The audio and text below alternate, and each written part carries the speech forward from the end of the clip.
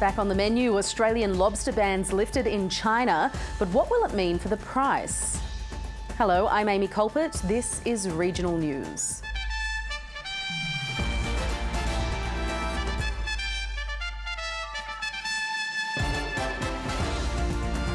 Tens of millions of dollars more to cushion the blow to farmers facing the end of live sheep exports. For the love of pets, the growing demand for counselling when it's time to say goodbye to four-legged family members. And tracking turtles using AI technology, just like the facial recognition in airports.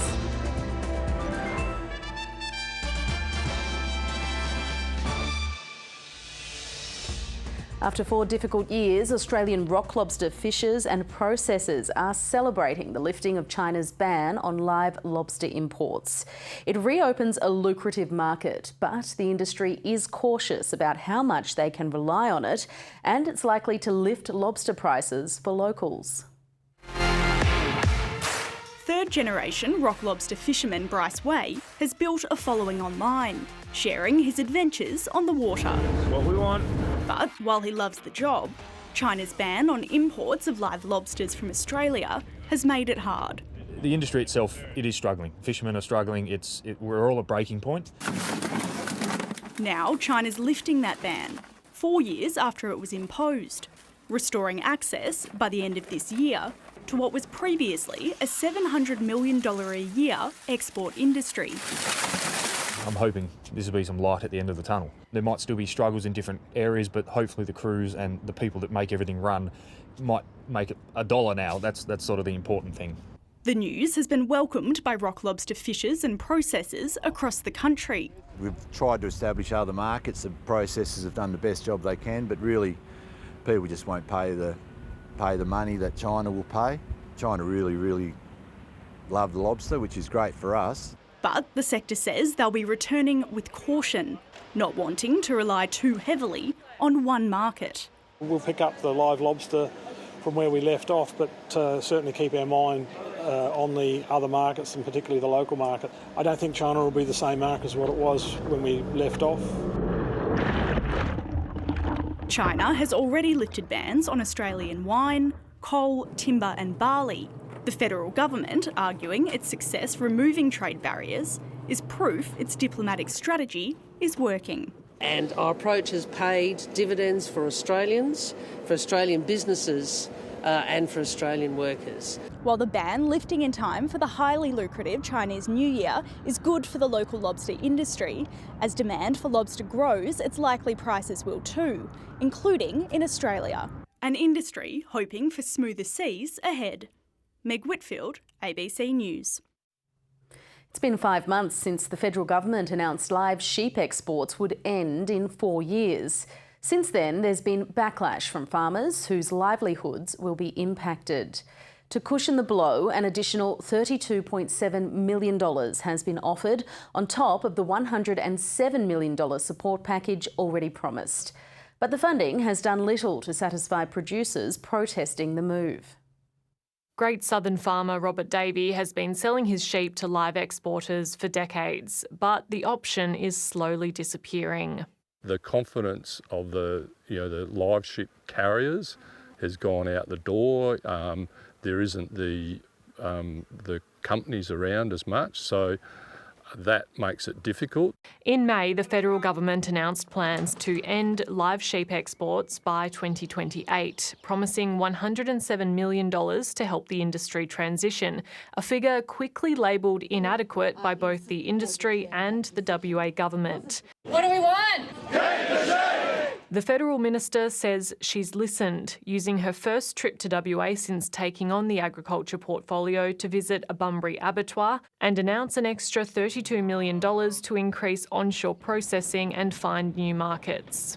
We want to work collaboratively and listen to the farmers in Western Australia and people along the supply chain about how do we take advantage of this. Here are some great opportunities for what is a growing market. Some industry groups have welcomed the extra funding but say it won't stop their campaign against the ban. I don't think there'd be too many farmers that are looking for a handout because of this transition. I think we would prefer to keep the the live export business going. In a statement, the WA Agriculture Minister said while it's pleasing to see some additional funding announced, the state government does not support the live export ban and will continue to advocate for the industry's needs. Rhiannon Shine, ABC News. Coles and Woolworths are facing more scrutiny after allegations of land banking were recently raised by the competition watchdog. While the ACCC is yet to make a conclusion, its former boss says supermarket giants holding onto undeveloped sites need to use them or lose them. In towns like this, locals don't have much choice about where they shop. Pretty much half the things on this would be in season. Business for this IGA owner is booming. There's our two little IGA supermarkets and then we have a Coles. But what sets us apart is the little things that they don't do. Woolworths also has plans to open a store here, buying a block of land. They lodged an official planning proposal application and the council decided to not proceed. That was back in 2015. It's one of 165 undeveloped sites identified by the competition watchdog, which is investigating claims of land banking by major supermarkets to keep competitors out. 110 are controlled by Woolworths. It says it owns 64 of them, with 43 either built or in stages of planning and delivery.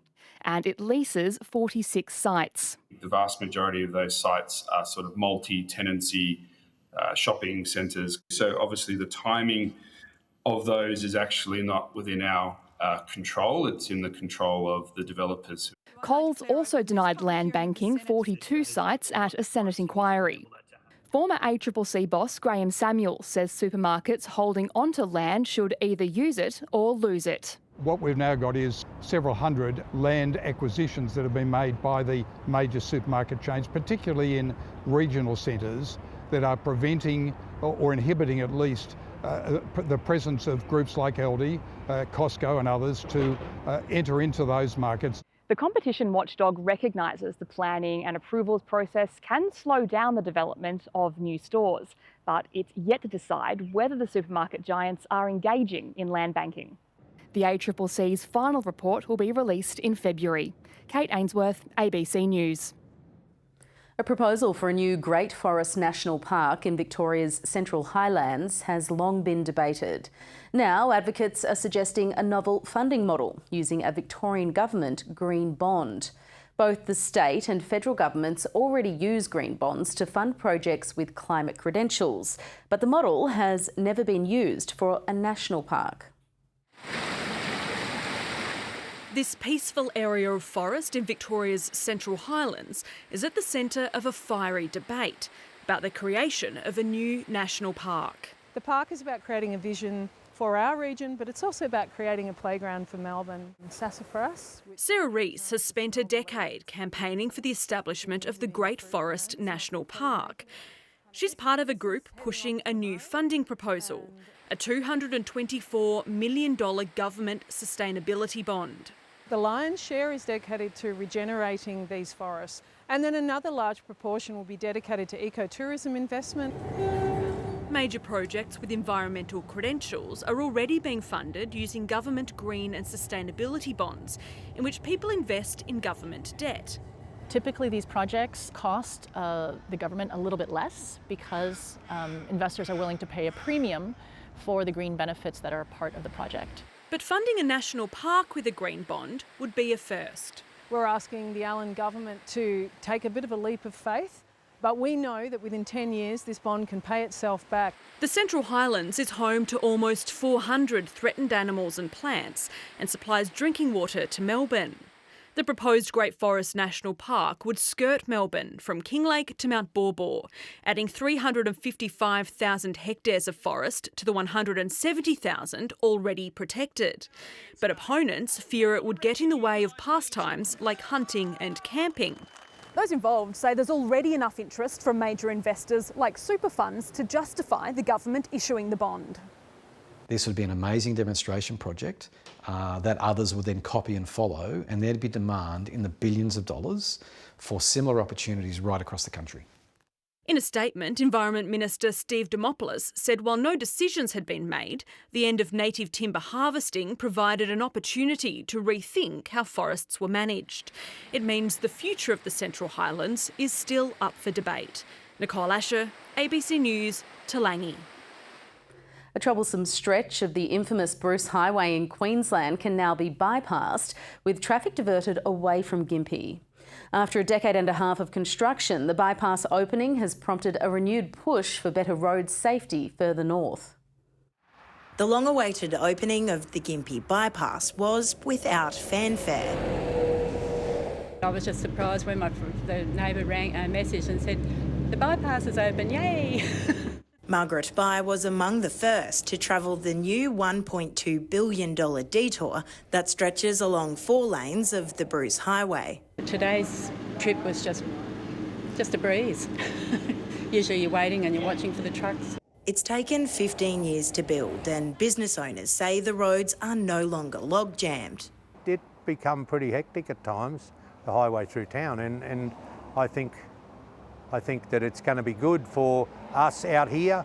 Road crashes and fatalities are not uncommon on the region's roads, with frequent road closures due to flooding. Motorists bypassing Gympie can now avoid 53 intersections in town, shaving about 20 minutes off their trip, after locals have long shared the roads with heavy vehicles. But there are calls to do more to fix roads further north. North of Gympie now is the death zone. We've had 14 people die since January last year between Gympie and Maryborough. Road safety remaining a key concern. Lucy Lorem, ABC News, Gympie. In South Australia, Port Augusta's CBD will be declared a public precinct this summer, giving police extra powers to curb what they say is an escalation in antisocial behaviour. Police can now order people posing a risk to public safety to leave the CBD and ban offenders from the area, as well as carry out searches. The new powers apply to the centre of town bordered by the Augusta Highway, Flinders Terrace and Shoreline, and run between 10 a.m. and 10 p.m. Police hope it will help limit threatening behaviour, intoxication, shop theft and assault, which typically happens over the summer months. We have significant statistical evidence that shows that this type of expanded powers for police is necessary and appropriate to ensure that we can do as much as we can to ensure a safe environment for patrons, visitors to the Port Augusta CBD. An independent review of South Australia's bushfire bunker approval process has found the current system is effective. The review was commissioned after some residents struggled to get authorisation to install private bunkers on their properties. The review found there's no need to change the current approval system. The state government is considering the recommendations and says people should always prioritise leaving early if there's a bushfire. But one Adelaide Hills resident who installed a bunker on his property without prior approval says it's likely he'll now have to dismantle it. We installed the shelter without seeking approval because we knew there is no way that in South Australia we will get approval. And all I was doing is trying to mitigate the risk and protect myself and my family. An inquiry into a fatal Taipan helicopter crash off the North Queensland coast has heard the crewmen were experiencing hazardous levels of fatigue before they died. 4 crew died when their helicopter ditched into the ocean off Linman Island during a training exercise in July 2023. An expert in aviation medicine today told an inquiry in Brisbane it was highly likely all the men were seriously fatigued. One had just 5 hours of sleep in the 24 hours before the crash. Dr. Adrian Smith said the men were so tired it would have been like operating over the legal blood alcohol limit. South Australia's Royal Flying Doctor Service will receive more than $500 million over the next 10 years under an extended partnership with the state government. The new contract will improve services and staff to provide faster patient transfers from regional towns and improve aircraft operations. The number of frontline workers will be boosted by the equivalent of 23 full-time positions, and average emergency response time should be reduced from 45 minutes to 20. Drone vision has captured 2 great white sharks feasting on a whale carcass off the coast of Esperance in WA. The carcass was first reported about 6 kilometres offshore last weekend. The sharks can be seen feasting on the whale as it drifted towards the coast. Locals had wanted the carcass removed before it reached shore to reduce the risk of shark attack. But a local fisherman wasn't given the go-ahead to tow it away until after it reached the beach. Celebrations are taking place to mark 75 years since the birth of Australia's biggest infrastructure project, the Snowy Hydro Scheme. But the anniversary also has some reflecting on the sacrifices that were necessary to make it happen, including the flooding and relocation of an entire country town. This is the moment 600 people's lives changed forever. The waters rise in the valley of the Yucambine, and the old town silently awaits its end. In 1949, Australia's largest ever engineering project, the Snowy Hydro Scheme, was announced. In the pursuit of water storage to supply the scheme, the land beneath towns and properties was needed to create lakes and dams. Yeah, well, that's where we live. Well, I suppose it's fair size. The bustling old town of Adaminaby was one that was relocated and flooded. Residents had no choice but to leave. Different to moving a house, say, kicked out of your own town, sort of. It's a different feeling altogether. Beside me is Lake Yucambine. It was once home to around 600 residents before it was dammed to create the largest of the Snowy Scheme reservoirs. It was completed in 1958 and can hold around 9 times the volume of water that Sydney Harbour does. The churches were shifted as if they were stone by stone or brick by brick. Town planners tried to emulate the streets of the old town, but Anne says Adaminaby never recovered. It should never have been built here. It should have been built on the shores of the lake, which would have been quite nice. Jindabyne opted to have their town overlooking the new reservoir. I think if the people of Adaminaby could turn back the clock, they would have chosen the site above the new reservoir and they would be a tourist destination. Probably doesn't tear you apart, but it nearly does. Memories of a historic town still running deep in these waters. Isla Evans, ABC News, Adaminaby. For pet owners, one of the hardest decisions is working out when is the right time to say goodbye. End-of-life arrangements for an old or sick pet can be traumatic, but there's a growing industry around pet bereavement counselling to help owners prepare themselves and grieve. Jodie Oldacre and Ashley Pinder decided early on in their relationship not to have kids. That's when Mr Harvey, Miss Kipper and Tater came along. We didn't go out to get pets as children as such, but they just became like our children. When their first 2 dogs began to suffer health problems in old age, they reached out to Nikki Catley. She helped them decide on the right time to let go. Our love of our pets makes it hard to make that call. We want them to be with us forever, but we also don't want them to suffer. Nikki has been supporting vets and pet owners with end-of-life decisions and grief support for 30 years. She says demand is increasing, and from people you might not expect. I've had big burly gentlemen come in to session under sufferance. Within sort of 10, 15 minutes, this beautiful soul was sobbing on my shoulder, saying, "Nikki, I just didn't cry this much when my own mother passed away. What's wrong with me?" That's 70% of Australians own a pet and spend more than $30 billion on them annually. But many pet owners still feel embarrassed when their best friend dies. A lot of people might say it's just a pet, it's just a dog. Get over it sort of thing, but it's something that actually really takes away a huge part of your heart. That grief prompted Nikki Catley to hold a pet memorial service in Ballarat, where more than 100 pet owners were given an opportunity to remember and pay tribute to their late fur friends. It's one of those things that you seem to do with a pet in isolation, and just knowing there's a larger group of people going through the same sort of feelings and that. Celebrating lives well lived. Eden Hennanen, ABC News. The artificial intelligence technology used for passport facial scanning can also be used to track sea turtles. A Queensland organisation is hoping to boost marine conservation efforts by using the new technology and recruiting divers as well as citizen scientists. uncovering the mysteries of the deep, but with some help from artificial intelligence. The left side profile of a turtle is put into a database. In the same way that a human would walk through a passport office or an immigration office and have their face scanned and recognised by the machine, we can use the same technology on wildlife. A new project called Ocean ID is being led by conservation group Green Heroes, who are based on the Queensland-New South Wales border. A turtle's facial scales are unique, like a human fingerprint, and the new technology allows the animals to be followed without interrupting their natural activities. Other methods to track the creatures can be time-consuming and disruptive. One was flipper tagging, which is quite invasive, and the other way was putting satellite tags on them, which is very expensive. The critically endangered hawksbill turtle is found here in the waters off Cook Island, and anyone who can keep a camera dry can help spot them and learn about their journey along the eastern seaboard. There's follow and unfollow buttons, so you can actually follow a turtle that you've entered into the system.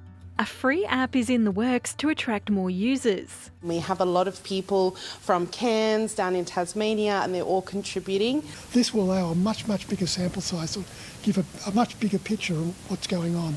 Jessica Lamb, ABC News, Gold Coast.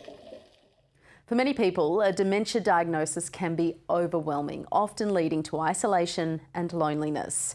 But creative activities may be the key to boosting emotional well-being. Getting crafty to calm the mind. Keeps me busy. Bob Hall was diagnosed with dementia 6 years ago.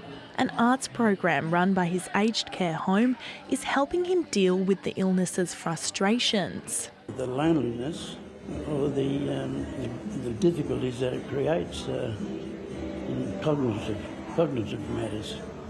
And if you can just forget about those things, you can still enjoy life. This choir is made up of people with dementia and their carers. Music has its own magic, and singing together is proven to have all sorts of beneficial effects.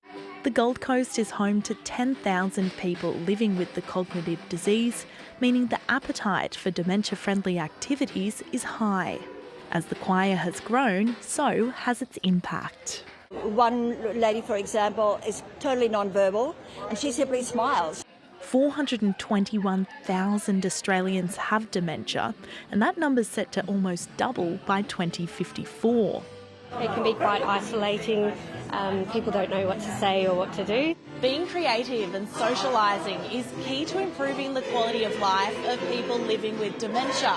Proving a diagnosis doesn't mean life is over. People can live really well with dementia. Julia Andre, ABC News, Gold Coast.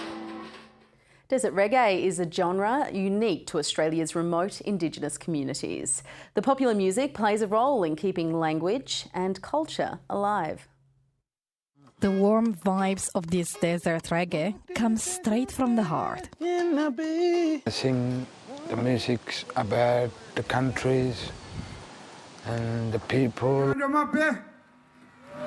Even in front of friends and family, every performance is nerve-wracking for this Central Australian artist. For maybe 10 or 5 seconds, then I come in a film, feel proud for myself, for what I'm doing for my community and my people. If you know the song, follow me and sing together. Singing in English, Pichanjara and Nanandara. And the audience sing too. It's like you singing to your people. The good times and the bad times are the central theme in Isaac Bates' music. Like prison and drugs and alcohol, to stop what they're doing and stop them going in jail. My songs, it's like a message to everyone.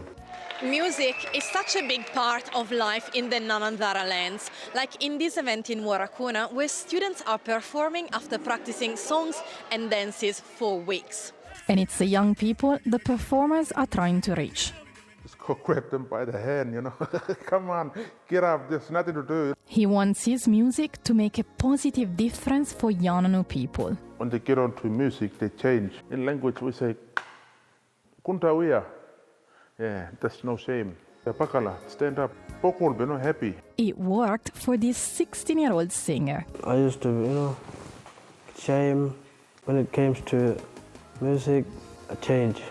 Stepping beyond shame to find their own voices. Giulia Bertoglio, ABC News, Nanandara Lands. The final day of Floriade has given hundreds of dogs and their owners the opportunity to stop and smell the roses. Over the last few weeks, more than 450,000 people visited the iconic Canberra Festival. They say every dog has its day, and today was that day for hundreds of Canberra canines. Do you like Floriade? He's weed over everything, so he loves it. Many wanted to have a sniff, while some hot dogs just needed to cool down. It's getting a bit of a brain freeze. There was stiff competition for best dressed and enough creative costumes to satisfy the palate of the audience, featuring bright colours and cross-pollination, and even a surprise early visit from King Charles and Queen Camilla. But there could only be one top dog. Do you think people will try and steal his look now? Yeah, probably. And that's what happens when someone wins. Organisers say it's been a howling success. We're anticipating over 450,000, which is a fantastic attendance. It's the biggest number we've had since COVID. And attendees say there's good reason. The spirit of Canberra on display, the warmth, the flowers, spring, sunshine. It's perfect. The flowers are lovely this year, much better than in prior years. With an unseasonably early start to spring, there was speculation this event might have to be held earlier, but organisers no longer think that will be necessary because these blooms have held up so well. Some of our early bloomers didn't actually even make it to opening day, but yeah, we have such a variety of different blooms and different flowers. Dog days of spring are over. Courtney Barrett-Peters, ABC News, Canberra. And Werribee Open Range Zoo's newest baby bounced into public view for the first time this week, delighting visitors. At 8 weeks old, Jabulani has already grown to 200 kilograms and is exploring the 30-hectare habitat he shares with giraffe and zebra. He's Victoria's first naturally mother-raised calf in 20 years.